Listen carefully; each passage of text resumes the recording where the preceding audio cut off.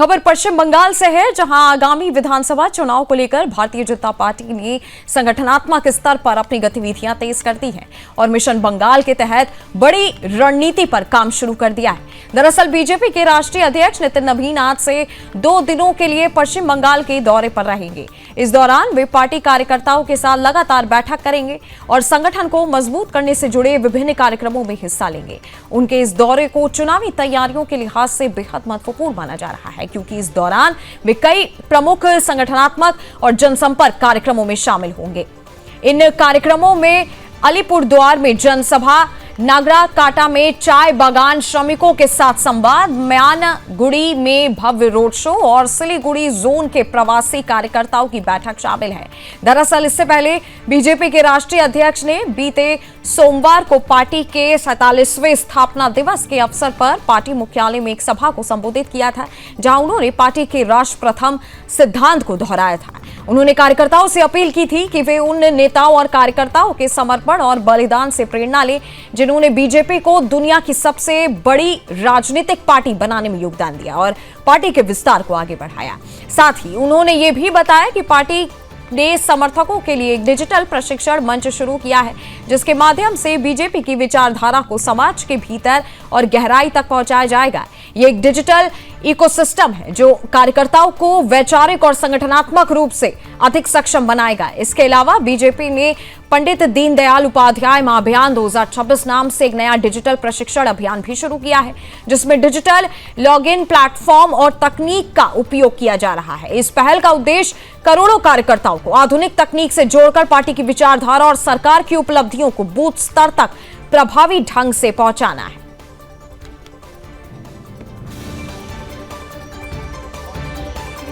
2 दिवसीय पश्चिम बंगाल दौरा।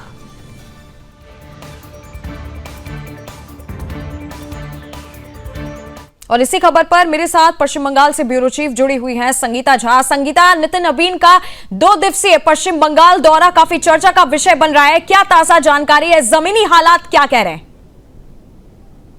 बिल्कुल नंदनी, मैं आपको बता दूं कि पश्चिम बंगाल में जो मुख्य तौर से विपक्षी पार्टी है बीजेपी, उसने अपनी पूरी ताकत झोंक दी है।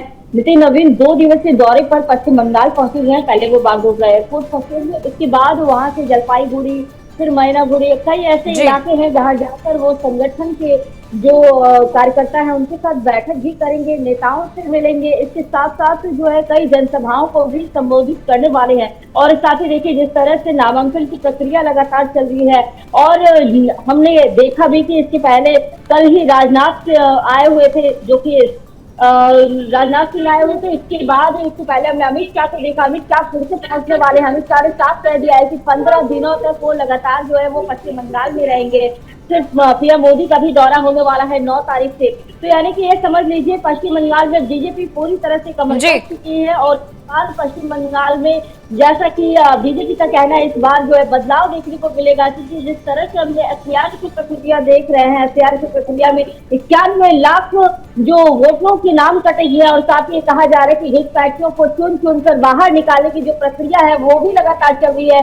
चुनाव आयोग पूरी तरह से सख्ती में है और चुनाव आयोग पूरी तरह से सख्ती के साथ ही पूरी प्रक्रिया कर रही है। तो इसका असर देखिए नंदनी जमीन पर भी हमें देखने को मिल रहा है। जी बिल्कुल संगीता, हालांकि नितिन नवीन जो है जिन जिन इलाकों में जाने वाले हैं वहां पर लोग किन मुद्दों को सबसे ज्यादा उठा रहे हैं, क्योंकि बीजेपी का जिस तरीके से एजेंडा इस बार बताया जा रहा है, वहां के लोग क्या एजेंडा मेल खा रहा है इस बार इस दौरे से?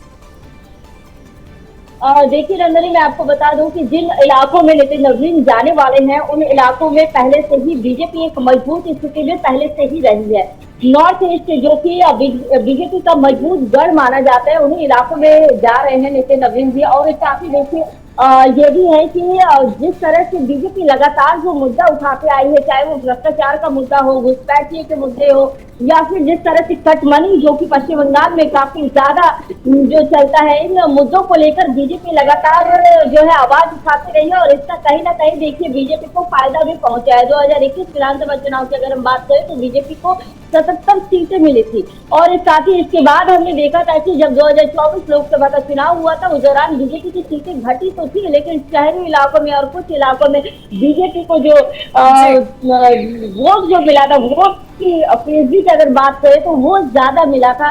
तो इसका फायदा इस बार जो है बीजेपी को मिलता हुआ कहीं ना कहीं दिख तो रहा है शहरी इलाकों में, लेकिन अभी भी जिस तरह से बीजेपी कार्य कर रही है जमीनी स्तर पर बीजेपी को अभी और ज्यादा मेहनत करने की जी जरूरत है ग्रामीण इलाकों में, क्योंकि ग्रामीण इलाकों में कहीं ना कहीं अभी भी मुख्यमंत्री ममता बनर्जी की लोकप्रियता बनी हुई है। जी बिल्कुल, क्योंकि बीजेपी का एक तरीके से नया मिशन बंगाल अभियान कहा जा रहा है तेज होता नजर आ रहा है। इस दौरे को लेकर के, जनसभाओं को लेकर के क्या ताजा जानकारी है संगीता? सुरक्षा व्यवस्था कैसी नजर आ रही है इस समय?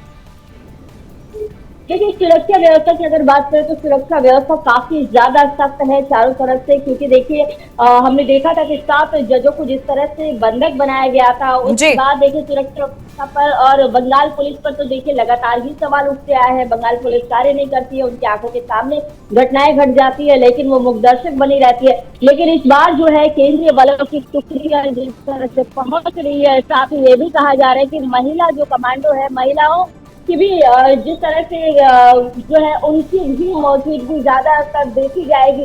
वही हमने देखा था कि मुख्यमंत्री ममता बनर्जी ने इस तरह से बयान दिया था कि अगर आपको रोकने की कोशिश की जाएगी केंद्रीय बलों के द्वारा, उन्हें झाड़ू मारे, तो इस तरह के बयान जो है वो सीएम के द्वारा भी दिए जा रहे हैं, अभिषेक बनर्जी के द्वारा भी दिए जा रहे हैं। इसका भी देखिए कहीं ना कहीं जो है विरोध जो यहाँ की जनता जो केंद्रीय बल आ रहे हैं उससे बिल्कुल डरी हुई नहीं है। मुझे भी लग रहा है कि हाँ कहीं ना कहीं सुरक्षा मिलेगा, क्योंकि हमने देखा है कि कई ऐसे इलाके हैं जहाँ पर वोटर्स को प्रभावित किया जाता है, वोटर्स को प्रभावित करके जो है वोटिंग कराने की कोशिश की जाती है। कई लोग घरों से नहीं निकलते हैं, जिस तरह से बम विस्फोट होते हैं, जिस तरह से हिंसाएं होती है इसे देखते हुए।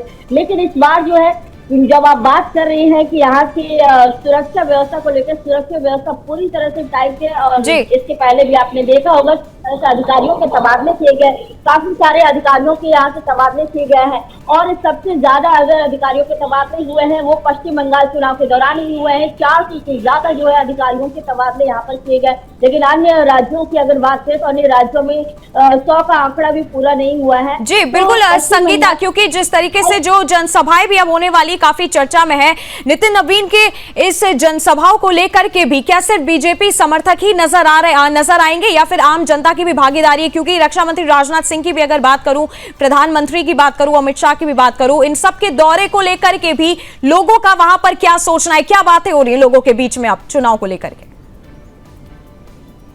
देखिए नंदिनी, मैं आपको बता दूं, जैसा कि आप ये जानना चाह रही है कि नितिन नवीन जी आएंगे तो क्या सिर्फ कार्यकर्ता पहुंचेंगे या फिर जनसभाओं में जो दर्शकों की भी मौजूदगी होगी? तो फिलहाल में जब जनसभाएं करेंगे तब देखने वाली बात होगी।